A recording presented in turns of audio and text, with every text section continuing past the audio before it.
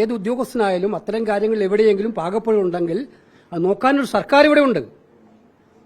ഇത് പറയുമ്പോൾ ഇതിപ്പോൾ ഞാൻ ഇന്നലെ പിണറായി വിജയന്റെ പ്രസ്താവന കേട്ടു. ഇത് നമ്മുടെ KC വേണുഗോപാൽ സാറ്, നമ്മുടെ കേരളത്തിന്റെ പുതിയ മുഖ്യമന്ത്രിയാവാൻ വേണ്ടി അംഗം കുറിച്ചിരുന്ന ആള്, അവസാനം നമ്മുടെ സതീശൻ സാറിന്റെ ഈ ജനപിന്തുണയുടെ മുമ്പിൽ അദ്ദേഹത്തിന് അടിയറവ് പറയേണ്ടി വന്നു എന്ന് നമുക്കറിയാം. അദ്ദേഹമാണ് ഇപ്പോൾ നമുക്ക് സർട്ടിഫൈ ചെയ്ത് തരുന്നത്. അങ്ങനെ കേരളത്തിലെ ജനങ്ങൾ പേടിക്കേണ്ടതൊന്നുമില്ല. ഇവിടെ ജനങ്ങളുടെ കാര്യം നോക്കാനായിട്ട് ഒരു സർക്കാരുണ്ട്.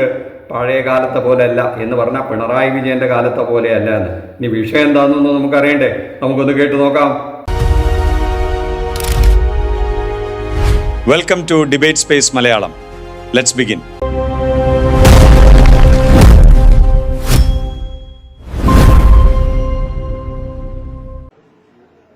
ഗവർണറുടെ മുമ്പിൽ പോയിരുന്ന് എല്ലാ ദിവസവും രാവിലെ കവാത്ത് മറന്നുകൊണ്ട് വൈസ് ചാൻസലർമാരുടെ നിയമനത്തിൽ ഒപ്പിട്ട് കൊടുക്കുകയും എല്ലാം അംഗീകരിക്കുകയും ചെയ്ത പിണറായിക്ക് ഇത് പറയാൻ എന്താ അധികാരമുള്ളത്? ഞങ്ങളേതെങ്കിലും ഉദ്യോഗസ്ഥന്മാർ എന്തെങ്കിലും പ്രയാസപ്പെട്ട് എന്തെങ്കിലും കാര്യത്തിൽ ചില കാര്യങ്ങളിൽ നമുക്ക് നിരക്കാത്ത കാര്യങ്ങൾ ചെയ്തിട്ടുണ്ടെങ്കിൽ അത് പരിശോധിക്കാൻ ഗവൺമെന്റ് പരിശോധിക്കും. നമ്മുടെ വേണുഗോപാലൻ സാറിന്റെ ഈ സംസാരം കേട്ടിട്ട് എന്തോ ഒന്ന് കുത്തി പറയുന്ന പോലെ തോന്നുന്നില്ലേ? ആരെയെ കുത്തുന്ന പോലെ തോന്നുന്നു. പിണറായി വിജയന്റെ തോളിൽ കയറി നിന്നിട്ട് ആരെയെ കുത്തുന്നത് പോലെയാണ് തോന്നിയത്. ഈ പിണറായി വിജയൻ പണ്ട് ഗവർണറുടെ മുമ്പിൽ കവാത്ത് മറന്നു നിൽക്കുന്ന ആളായിരുന്നു. ഇപ്പൊ അങ്ങനെയൊന്നുമല്ല. BJP പറയുന്ന പോലെയല്ല ഇവിടെ കാര്യങ്ങൾ നടക്കുന്നത്. ഗവർണർ പറയുന്ന പോലെയല്ല ഇവിടെ കാര്യങ്ങൾ നടക്കുന്നത്. ഇവിടെ സർക്കാരിനൊരു നാഥനുണ്ട്. സർക്കാരിൻ്റെയും കേരളത്തിൻ്റെ ജനങ്ങളെയും നോക്കി സംരക്ഷിക്കാനായിട്ട് അതിശക്തമായ മതേതര സർക്കാരുണ്ട് എന്നൊക്കെയായിരിക്കാം അദ്ദേഹം വിവക്ഷിച്ചിരിക്കുന്നത്. പക്ഷെ വിഷയം എന്താണെന്ന് ഇപ്പോഴും നമ്മുടെ പ്രേക്ഷകർക്ക് മനസ്സിലായോ എന്നറിയില്ല. ഏതോ ഒരു ഉദ്യോഗസ്ഥന് എന്തോ ഒരു അമളി പറ്റിയിട്ടുണ്ട് അത്രേ. ഏത് ഉദ്യോഗസ്ഥന് അമളി പറ്റി? ഇത് നോക്കാൻ ഇവിടെ ആളുണ്ട് എന്നാണ് ഇപ്പോൾ പറഞ്ഞുകൊണ്ട് വരുന്നത്. അപ്പോൾ ഈ ഉദ്യോഗസ്ഥന് ഇവിടുത്തെ ഈ മുഖ്യമന്ത്രിയും മന്ത്രിമാരെയൊന്നും പേടിയില്ലേ എന്ന് നമുക്കൊരു സംശയം സ്വാഭാവികമായിട്ടും തോന്നും. വിഷയം വളരെ നിസ്സാരമാണ് കേട്ടോ. ഈ വരുന്ന സ്വാതന്ത്ര്യ ദിനാഘോഷത്തിന് വന്ദേ മാതരം മുഴുവനായി അങ്ങ് പാടണം എന്നൊരു ഉത്തരവ് സർക്കാർ ലെവലിൽ എടുത്തു. അത് സെക്രട്ടറി ആയിരിക്കും എടുത്തിട്ടുണ്ടാവുക. ചീഫ് സെക്രട്ടറി ആണോ എന്നറിയില്ല കേട്ടോ ഉത്തരവ് ഇറക്കിയിരിക്കുന്നത്. എന്തായാലും നമ്മുടെ സർക്കാരിന് ഇതിനൊന്നും പങ്കില്ല. ഗവർണറുടെ ഓഫീസിൽ നിന്ന് അങ്ങനെ ഒരു ഉത്തരവ് വന്നു. ആ ഉത്തരവ് അങ്ങനെ താഴെക്കടയിലേക്ക് അങ്ങ് ഉത്തരവായി ഇറക്കി. ഞാനൊന്നും അറിഞ്ഞില്ലേ രാമനാരായണ എന്നാണ് മുഖ്യമന്ത്രിയും മന്ത്രിമാരെല്ലാം പറയുന്നത്. അതൊന്നും ഞങ്ങളെ ബാധിക്കുന്ന വിഷയമല്ല. ഇത് വലിയ മതേതര സർക്കാരാണ്. ഞങ്ങൾ ഇലക്ഷൻ കാലത്ത് പോലും വെള്ളം ചേർക്കാത്തതാണ് മതേതരത്തിൽ. എന്നിട്ടാണോ ഇപ്പോൾ ഈ ഒരു കേവലം എന്നൊക്കെ പറഞ്ഞാണ് അവർ ഇതിന് തടയിടുന്നത്. അതാണ് ഇപ്പോൾ നമ്മുടെ ഈ വേണുഗോപാൽ സാർ ഒരു കുത്തുകുത്തിയത് എന്നാണ് ഇടതുപക്ഷക്കാർ പറയുന്നത്. നമ്മുടെ പ്രേക്ഷകർ തന്നെ അത് വിലയിരുത്തിയാൽ മതി കേട്ടോ, എന്താണ് വേണുഗോപാൽ സാർ ഉദ്ദേശിച്ചത് എന്ന്. ഇനിയും എന്തെങ്കിലും നമ്മുടെ വേണുഗോപാൽ സാറിന് പറയാനുണ്ടോ എന്നും കൂടെ ഒന്ന് കേട്ടു നോക്കാലോ. കൃത്യമാണ്, നമ്മുടെ വേണുഗോപാൽ സാറ് കൊടുക്കുന്ന സൂചന വളരെ കൃത്യമാണ്. പാർട്ടിയുടെ നിലപാട് എന്താണ് ഇക്കാര്യത്തിൽ എന്ന്. ഇത് ഇന്നോ ഇന്നലെയോ കോൺഗ്രസ് പാർട്ടി എടുത്ത നിലപാടല്ല ഈ വന്ദേമാതരത്തിൻ്റെ കാര്യത്തിൽ. അത് പതിറ്റാണ്ടുകൾക്ക് മുമ്പ് കോൺഗ്രസ് എടുത്ത തീരുമാനമാണ്. വന്ദേമാതരം മുഴുവനായി നമ്മുടെ കോൺഗ്രസ് പാർട്ടി അംഗീകരിക്കുന്നതല്ല. അത് ഇവിടെ നടപ്പിലാക്കാൻ കോൺഗ്രസ് ഇവിടെ ഭരിക്കുമ്പോൾ മുതിരണ്ട എന്നാണ് നമ്മുടെ വേണുഗോപാൽ സാറ് പറയാതെ പറഞ്ഞു പോകുന്നത് എന്നാണ് ഈ ഇടതുപക്ഷത്തെ ചിലരെങ്കിലും പറയുന്നത്. കോൺഗ്രസിലെ ചിലരെങ്കിലും രഹസ്യമായി അത് സമ്മതിക്കുന്നുണ്ട് കേട്ടോ. പക്ഷെ എവിടെ നിന്നോ ഈ BJP ഉദ്ദേശിക്കുന്ന കാര്യങ്ങൾ ചെയ്തു കൊടുക്കുന്ന എന്തോ ഒരു മെഷീനറി ഇവിടേക്ക് പ്രവർത്തിക്കുന്നില്ലേ എന്ന് ചില ദുഷ്ടലാക്കുകൾ പറഞ്ഞ് പ്രചരിപ്പിക്കുന്നുണ്ട്. അതിൻ്റെ അവസാനത്തെ ഉദാഹരണമാണത്രേ ഇത്. പിന്നെ അങ്ങ് കാസർഗോഡെങ്ങോ സ്വാതന്ത്ര്യ ദിനത്തോടനുബന്ധിച്ച് ഒരു ക്വിസ് മത്സരം നടത്തി സവർക്കർ എന്ന് ഉത്തരം കിട്ടുന്ന, ഏറ്റവും കൂടുതൽ ജയിൽവാസം സ്വാതന്ത്ര്യ സമരത്തിന് വേണ്ടി അനുഭവിച്ച നേതാവാര് എന്നൊരു ക്വസ്റ്റ്യൻ ചോദിച്ചു എന്നൊക്കെ പറഞ്ഞു കേൾക്കുന്നു. അതാരാ? VD സവർക്കറാണത്രേ. ആ ഉത്തരം കിട്ടാൻ വേണ്ടി അങ്ങനെ ഒരു ചോദ്യം ഉണ്ടാക്കി ഈ ഭരണകാലത്തും എന്നൊരാക്ഷേപവും പറഞ്ഞു കേൾക്കുന്നു. അപ്പം ഇതൊന്നും ഞാൻ അറിഞ്ഞില്ലേ രാമനാരായണ എന്ന് പറയുന്ന ഒരു ശൈലി ഇപ്പോൾ ഇവിടെ വർക്ക് ചെയ്യുന്നുണ്ടോ എന്നൊക്കെയാണത്രേ ഒരു ശങ്ക. ഇനി നമുക്കൊരു കാര്യം ചെയ്യാം. ഇതിന് വിശദമായി ഒരേ ഒരാൾക്കേ പറയാൻ പറ്റുള്ളൂ. നമ്മൾ റിപ്പോർട്ടർ ചാനലിലെ അരുൺകുമാർ സാറ് ഇത് വിശദമായി പഠിച്ചിട്ടുണ്ട്. അദ്ദേഹം ഇത് നിങ്ങൾക്കങ്ങ് സംശയമേന്യെ പറഞ്ഞു തരും. ഇത് അദ്ദേഹത്തിൻ്റെ നിരീക്ഷണമാണ് കേട്ടോ.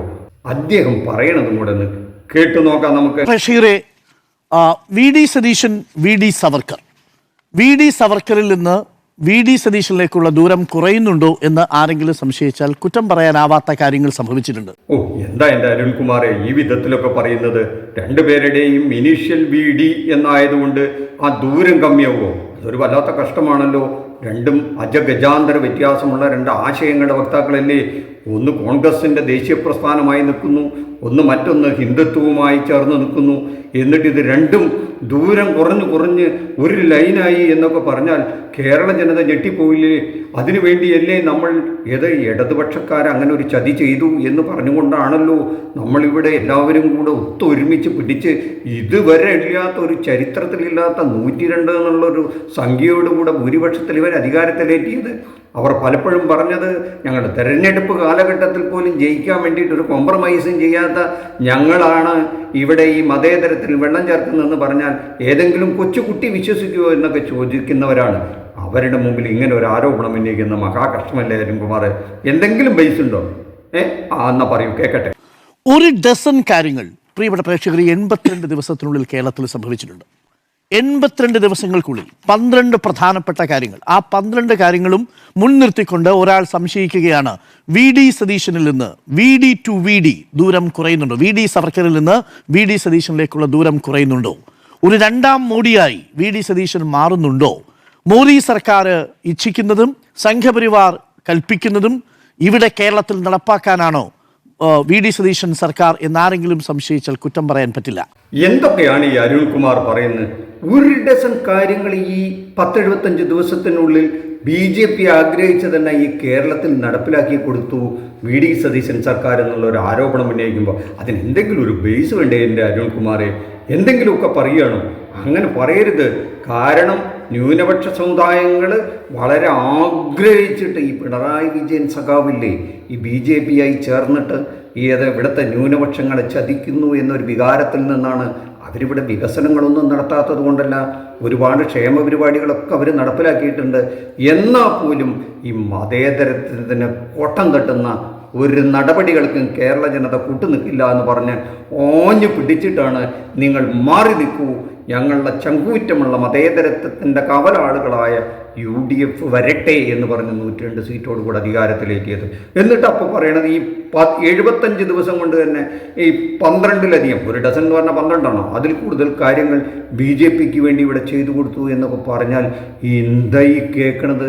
ഈ രാഷ്ട്രീയ കേരളം ഞെട്ടിപ്പോവില്ലേ എൻ്റെ അരുൺകുമാറെ? വെറുതെ എന്തെങ്കിലും പറയരുത്. എണ്ണുണ്ടെങ്കിൽ ഇന്ന് തെളിച്ച് പറയും, വേഗം പറഞ്ഞേക്കണം, കേൾക്കട്ടെ. BJPക്ക് കേരളത്തിൽ 3 MLA-മാരേ ഉള്ളൂ. പക്ഷേ സംഘപരിവാറിന് 105 MLA-മാരുണ്ട് എന്ന മട്ടിലാണ് കേരളത്തിലെ സർക്കാരിൻ്റെ തീരുമാനങ്ങൾ വരുന്നത്. നമുക്ക് ഓരോന്നോരോന്നായി പരിശോധിച്ച് തുടങ്ങാം. ഞാൻ ഏറ്റവും ഒടുവിൽ സംഭവിച്ചതിൽ നിന്ന് തുടങ്ങാം. പ്രിയപ്പെട്ട പ്രേക്ഷകരെ, കേന്ദ്രത്തിൽ വി.ഡി. സവർക്കറുമായി ബന്ധപ്പെട്ട പരാമർശത്തിൻ്റെ പേരിൽ കോടതി കയറിയൊരു നേതാവുണ്ട്. ആ നേതാവിൻ്റെ പേര് രാഹുൽ ഗാന്ധി എന്നാണ്. വി.ഡി. സവർക്കറെ ഗാന്ധിയുടെ പ്രതിമയ്ക്ക് നേരെ ഓപ്പോസിറ്റ് പ്രതിഷ്ഠിച്ചതുമായി ബന്ധപ്പെട്ട് നിശ്ചിതമായ നിലപാടെടുത്തൊരു പാർട്ടിയുടെ പേര് ഇന്ത്യൻ നാഷണൽ കോൺഗ്രസ് എന്നാണ്.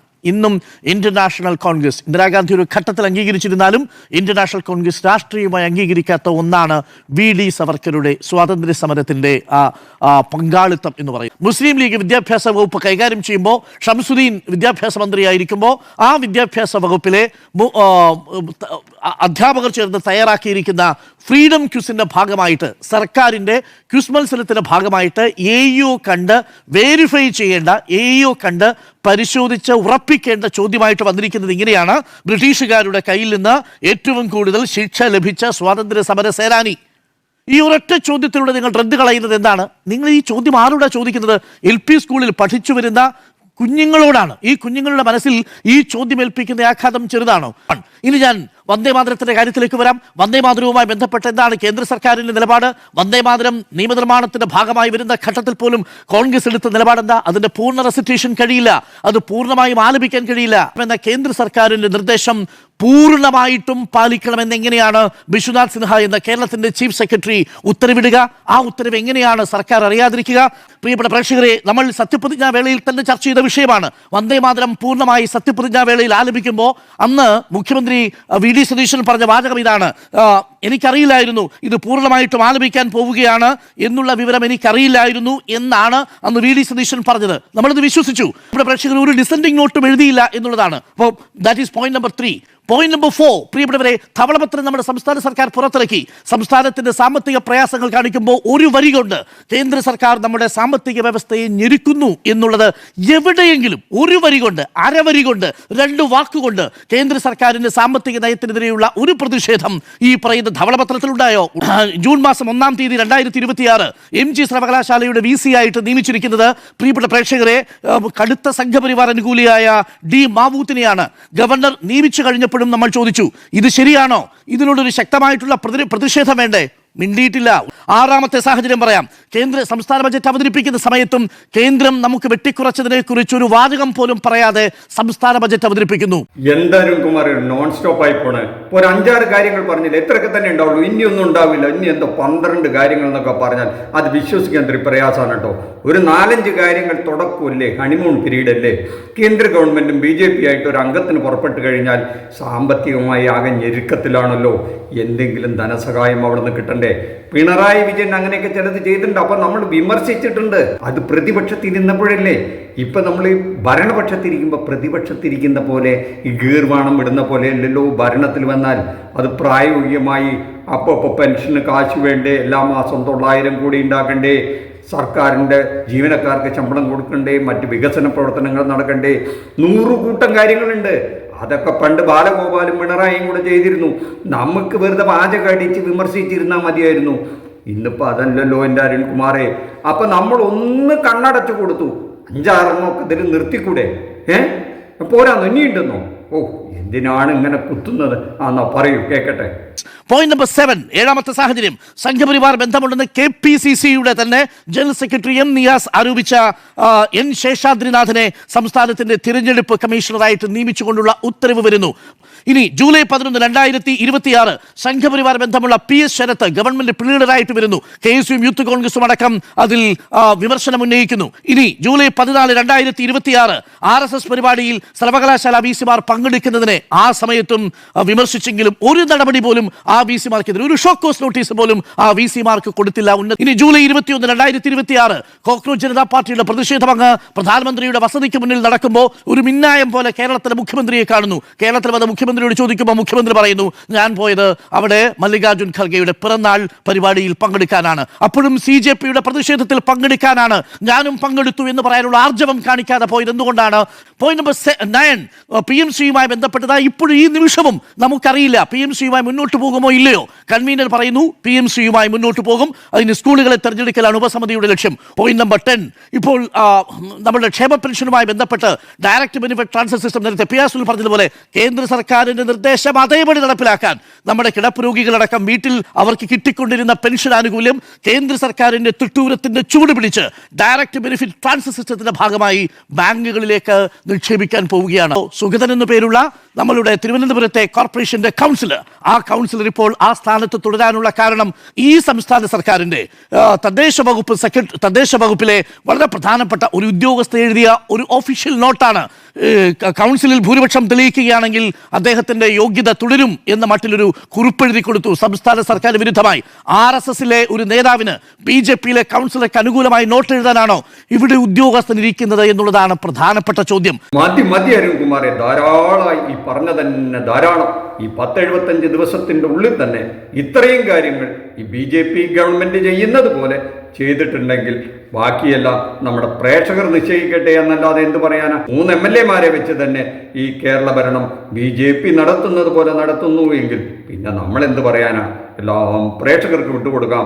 അവർ തീരുമാനം പറയട്ടെ, അവർ അവരുടെ അഭിപ്രായങ്ങൾ കമന്റ് ബോക്സിൽ എഴുതട്ടെ. നന്ദി, നമസ്കാരം. മറ്റൊരു വിഷയവുമായി മറ്റൊരു എപ്പിസോഡ് കാണുന്നവരെ താങ്ക് യു.